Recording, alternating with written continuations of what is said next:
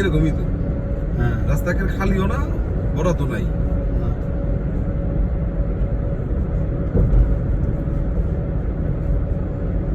এই জায়গায় ইটা দিছে না, লিমিট দিছে না। খালি মেঝেতে সাইড আমার ক্যামেরা লাগা আছে সামনে ক্যামেরা আছে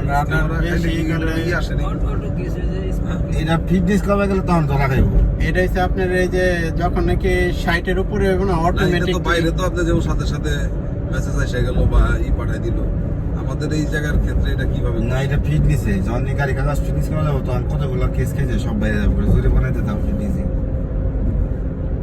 যে ক্যামেরা লাগাই না রাডার তো থাকে।